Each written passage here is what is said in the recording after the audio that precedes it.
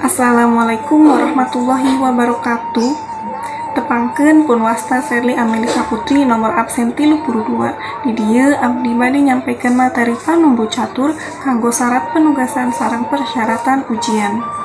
Panumbu catur atawa moderator teh sakepeung sok disaruakeun jeung MC.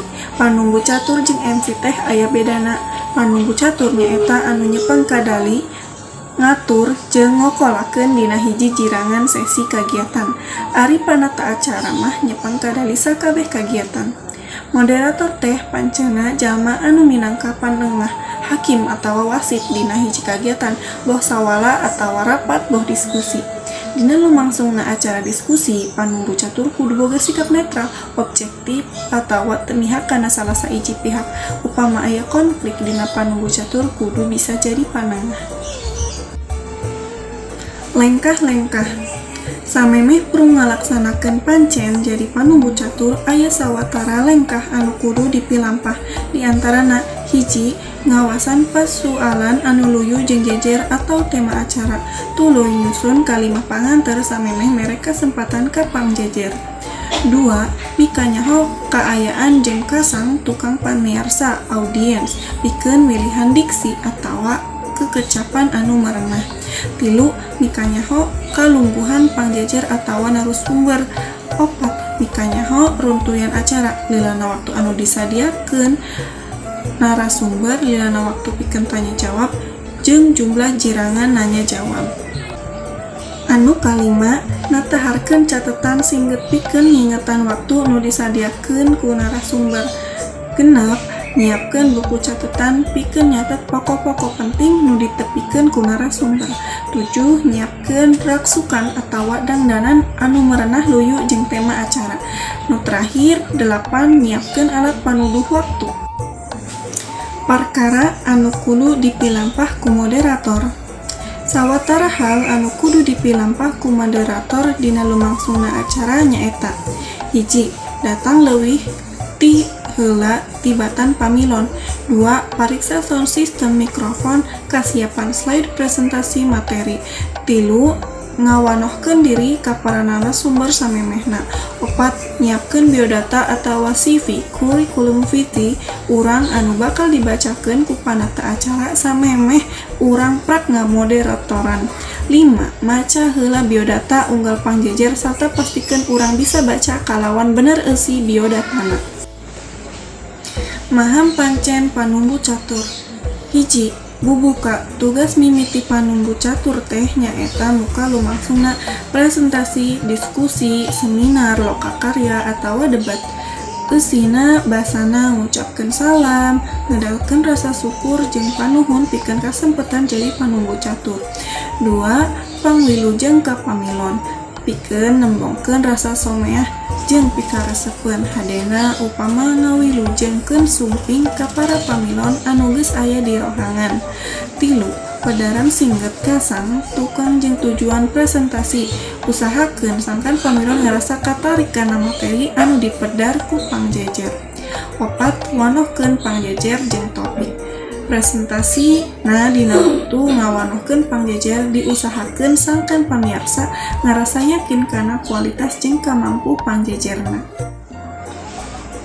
5. Nangtukeun waktu jeung aturan diskusi. Waktu anu diatur teh ngawengku waktu pedaran jeung dina jirangan tanya jawab. 6. Mere waktu ka pangjejer pikeun medar materi. Dina bagian ieu pangjejer dibere longkrongan waktu anu geus ditangtukeun samemehna.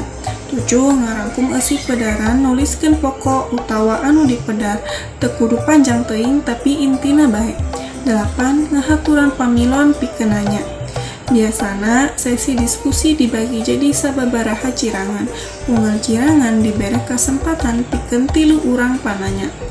9. Panuhun ka pangjejer jeung pamiarsa, tepikeun kalawan ikhlas jeung someah, dibarengan ku imut jeung pasengon nu hegar. 10. Pungkas acara ku rasa syukur, hade upama ngagunakeun ungkar anu matak ngahudangkeun sumanget. Contoh: Assalamualaikum warahmatullahi wabarakatuh. Puji sinareng syukur sumangga urang sami-sami sanggakeun kehadirat Allah Subhanahu wa taala kalayan rahmat sareng magfirat ti mantena urang tiasa ruwing mangpulung dina ieu riungan kalayan kawilujengan. Dina danget ieu urang aya dina acara seminar ningkatkeun kualitas kapramukaan di kalangan siswa SMA.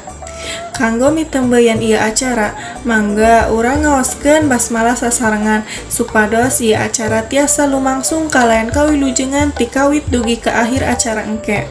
Mangga sasarengan. Bismillahirrohmanirrohim.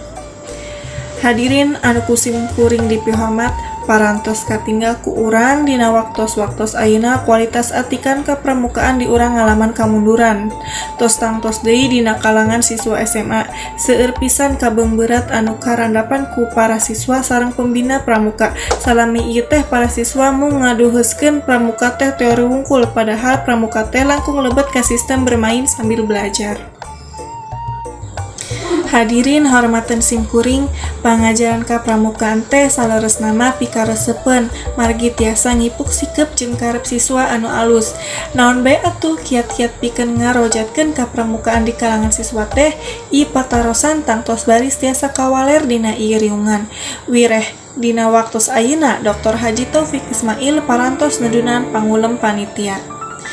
Hadirin kanggo urang mah jenengan Dr. Haji Taufik Ismail teh tangtos moal biruk deui. Anjeunna teh Bapak Warda Jawa Barat. Kanggo anjeunna tangtos widang kapramukaan mah janten tuangan sadidinten. Naming supados langkung uninga saha ari Taufik Ismail teh simkuring baris ngadugikeun riwayat hidup kurikulum vitae anjeunna. Macakeun kurikulum vitae. Henteu seueur waktos anu disayogikeun kanggo jejer bahasan kirang langkung 60 menit. Teras ditambihan deui 30 menit kanggo bilih aya patarosan supados teu nyangkolong kana waktos sumangga ka Dr. Haji Taufik Ismail kanggo ngadadarkeun bahasanana. Pangjejer. Hadirin pedaran ti Dr. Haji Taufik Ismail teh parantos didugikeun aya waktos kirang langkung 30 menit deui bilih diantawi saderek anu bade ngadugikeun patarosan atanapi pidanganana mangga dihaturanan. Aturanana anu bade tumaros atanapi ngadugikeun sasauran dikawitan ngacungkeun panangan teras nyebatkeun jenengan sareng patarosan atanapi sasauran ulah kaluar tina tujul ieu kagiatan mangga. Hatur nuhun kirang langkung ayat 3 patarosan sareng 2 mangrupi kumandang kanggo ngawaler patarosanana mangga ka Dr. Haji Taufik Ismail dihaturanan. Pangjejer. Hadirin, alhamdulillah rengsek kapihatur pedaran di Dr. Haji Taufik Ismail tina sadaya anu parantos didugikeun ku anjeun tangtu urang tiasa nindekeun yen salaresna mah ngarojatkeun kapramukaan teh gampil upami urang terang cara-carana. Akhirna ieu acara teh dikawit dugi karengse parantos kalaksanakeun kalayan lancar. Kanggo nutup ieu acara sumangga urang sami-sami macakeun hamdalah sasarengan alhamdulillahirabbil alamin. Hapunten anu kasuhun bilih aya cariosan simkuring anu henteu merenah keuna ku paripaos biwir teu diwengku letah tetulangan biwir keuna ku jalir letah keuna ku salah. Mung kitu anu dikapihatur wabillahi taufiq wal hidayah. Wassalamualaikum warahmatullahi wabarakatuh. Mugi-mugi sagala rupi anu parantos ku simkuring didugikeun aya mangfaatna kanggo simkuring boh kanggo rerencangan sadayana. Hatur nuhun kana parhatosan Bapak Guru sareng rencangan sadayana. Upami aya salah kata atawa tindakan abdi haturkeun mohon maaf anu sabesar-besarna. Wabillahi taufiq wal hidayah. Wassalamualaikum warahmatullahi wabarakatuh.